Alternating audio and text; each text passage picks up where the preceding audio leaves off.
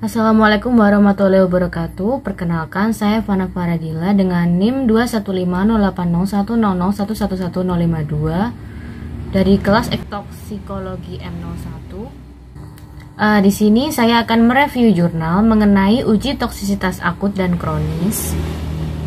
Jadi di sini saya mengambil jurnal dari Mas Riono M dan Raditya Ningrum AD dari tahun 2019 dengan judul Uji Toksisitas LT50 Air Limbah Restoran Cepat Saji terhadap biota uji ikan nila melalui analisa probabilitas menggunakan software Minitab. Jurnal ini tahun 2019 dan bisa dilihat yang sudah saya tampilkan berikut. Oke, saya lanjutkan. Oke, yang pertama, mengapa sih dilakukan suatu penelitian ini? Nah, seperti yang kita ketahui ya, restoran cepat saji sangat berkembang sekali di zaman sekarang, apalagi di kota-kota besar. Nah, dalam jurnal ini, mereka melakukan penelitian di wilayah Surabaya Timur. Tentu saja, dalam sebuah restoran cepat saji memiliki air limbah. Kemudian menentukan nilai lethal concentration 50 atau LC50 dari air limbah restoran tersebut. Nah, air limbah rumah makan berasal dari kegiatan operasional suatu rumah makan. Kemudian uji toksisitas ini digunakan untuk mengetahui tingkat toksisitas atau zat jika dipaparkan terhadap organisme uji.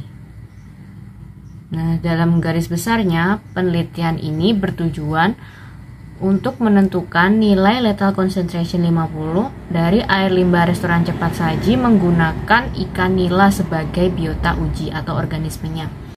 Perhitungan nilai LC50 dalam penelitian ini menggunakan analisis probabilitas dengan software Minitab. Uji toksisitas sendiri adalah uji untuk mendeteksi efek toksik suatu zat pada sistem biologi dan untuk memperoleh data dosis respon yang khas dari sediaan uji. Selanjutnya ada pengujian. Dalam jurnal ini, pengujian dilakukan sebagai berikut yang sudah saya tuliskan di PPT. Yang pertama adanya Range Finding Test atau RFT. Range Finding Test sendiri ini merupakan uji pendahuluan sebelum dilakukan uji toksisitas. Biasanya tujuannya itu untuk menentukan konsentrasi air limbah yang aman sebelum dilakukan uji toksisitas yang sebenarnya. Kemudian yang kedua ada uji toksisitas yang dapat dilakukan dengan metode uji toksisitas kronis maupun akut. Nah, uji toksisitas kronis ini dilakukan untuk mendeteksi apakah polutan mengandung konsentrasi yang menyebabkan efek toksik dalam jangka waktu yang pendek. Sementara, uji toksisitas akut itu digunakan untuk mendeteksi konsentrasi polutan yang menyebabkan efek toksik pada jangka yang cenderung lama. Biasanya uji toksisitas memiliki faktor-faktor tersendiri. Nah, faktor-faktor yang pengaruhi toksisitas polutan terhadap biota biasanya dari komposisi toksikan, jenis toksikan, konsentrasi toksikan, durasi paparan, frekuensi paparan, sifat lingkungan, serta jenis biota itu sendiri. Nah, yang ketiga menggunakan lethal concentration 50 atau LC50. Nah, LC50 ini sendiri adalah konsentrasi yang diturunkan secara statistik yang menyebabkan kematian 50% dari populasi organisme dalam serangkaian kondisi paparan yang telah ditentukan. Biasanya suatu bahan kimia ini dikatakan sangat beracun apabila memiliki nilai LC50 lebih kecil. Nah, jangka waktu paparan yang mudah dan sering digunakan yaitu 96 jam. Sehingga uji toksisitas akut sering diekspresikan sebagai LC50 minus 96 jam atau LD50 minus 96 jam. Biasanya tingkat toksisitas dari suatu polutan dapat ditentukan dengan melihat harga LC50-nya. Apabila harga LC50 lebih kecil dari 1000 mg per mililiter dikatakan toksik. Dan sebaliknya, apabila harga LC50 lebih besar dari 1000 mg per mililiter dikatakan tidak toksik. Yang keempat, menggunakan ikan nila sebagai organisme atau uji biota kali ini. Mengapa harus ikan nila? Ya karena ikan nila ini memiliki bentuk badan agak pipih ke samping dan tampak kekar. Bentuk kepalanya relatif lancip dan bentuk punggungnya agak membesar. Mulutnya terletak di ujung moncong dan tampak sedikit condong ke bawah. Matanya berukuran sedang dan tampak sedikit menonjol dengan hiasan berwarna putih kekuningan di sekeliling pupilnya. Nah, ikan nila ini memiliki rentang usia antara 6-8 bulan. Ikan nila memerlukan kadar oksigen terlarut lebih dari 5 ppm, pH antara 6,5 sampai 8,5 dan kadar karbon dioksida bebas berkisar antara 15 sampai 30 ppm. Ikan nila mampu hidup di daerah yang berada pada ketinggian 0 sampai 1000 meter dari permukaan laut dan suhu berkisar antara 25 derajat Celcius sampai 30 derajat Celcius. Selanjutnya ada metode tahapan pelaksanaan penelitian ini. Dapat dilihat dalam gambar yang telah saya cantumkan. Dari atas ke bawah bisa dilihat ada uji karakteristik awal air limbah restoran cepat saji, yaitu dari BOD, COD, pH, suhu, minyak lemak.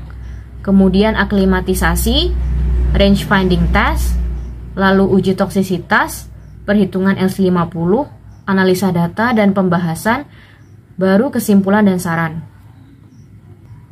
Peralatan yang digunakan dalam uji toksisitas ini sendiri adalah wadah plastik berukuran 36 cm x 22,5 cm dikali 29 cm untuk tempat ikan nila, aerator, deometer, termometer, dan pH meter. Volume media air yang diisikan pada masing-masing reaktor adalah 10 liter. Biota uji yang digunakan adalah ikan nila yang berusia kurang lebih 3 minggu dengan jumlah awal 203 ekor. Air limbah sendiri digunakan adalah air limbah salah satu restoran cepat saji yang berada di wilayah Surabaya Timur ya. Tadi sudah disebutkan di awal. Makanan diberikan pada biota uji berupa pelet apung dengan dosis pemberian adalah 10 gram per 35 ekor. Proses aklimatisasi ikan nila dilakukan untuk penyesuaian biota uji terhadap lingkungan baru. Aklimatisasi ini sendiri dilakukan kurang lebih selama 168 jam sebelum perlakuan range finding test dengan syarat maksimal kematian biota uji adalah 10%. RVT dilakukan setelah proses aklimatisasi selama 96 jam dan untuk menentukan konsentrasi maksimum yang terdeteksi menyebabkan kematian 50% biota uji. Penelitian ini konsentrasi untuk RVT yang digunakan adalah 10%, 20%, 30%, dan 40%. Uji toksisitas pada penelitian ini dilakukan selama 48 jam. Kemudian LC50 dihitung dengan menggunakan metode analisis probabilitas menggunakan software Minitab berdasarkan data dari ikan yang mati dan jumlah total. Kemudian melakukan perhitungan melalui perintah probit analisis. Nilai LC50 dapat dilihat pada table of percentile pada kolom nilai persentase kematian ikan 50. Pada penelitian ini, konsentrasi parameter yang digunakan untuk perhitungan LC50 adalah konsentrasi minyak dan lemak.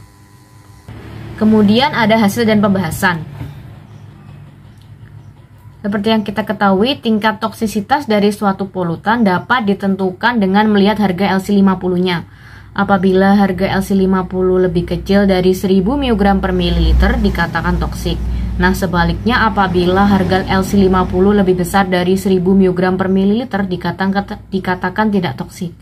Perhitungan nilai toksisitas dapat dilakukan dengan menggunakan persamaan Y sama dengan A plus B kali X, di mana Y merupakan jumlah biota uji, X nilai LC50, A nilai regresi linear A, dan B adalah nilai regresi linear B. Lalu karakteristik air limbah restoran cepat saji yang awalnya sangat tinggi dan melebihi baku mutu. Hal tersebut dikarenakan air limbah mengandung zat organik ya.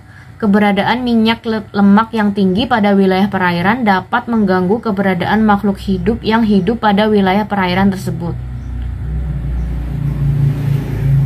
Kemudian aklimatisasi dilaksanakan selama 168 jam, di mana ikan ditempatkan pada lingkungan baru dengan menggunakan air bersih dari keran air.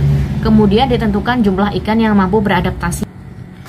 Nah, jumlah ikan nila mati pada tahap aklimatisasi selama 168 jam adalah 18 ekor. Nah, yang tersisa digunakan untuk uji pada tahap RVT dan uji toksisitas. Berdasarkan hasil pengujian yang telah dilakukan, saat aklimatisasi, nilai pH mengalami peningkatan disebabkan terjadinya proses fotosintesis oleh fitoplankton. Pada tahap aklimatisasi, nilai suhu juga mengalami peningkatan, yaitu dari hari pertama suhu 26 derajat Celcius meningkat pada hari kelima, yaitu mencapai 28 derajat Celcius. Nilai DO juga mengalami peningkatan karena pada reaktor UI dilengkapi dengan aerator yang bertujuan untuk menjaga nilai oksigen terlarut agar tetap sesuai dengan kebutuhan ikan.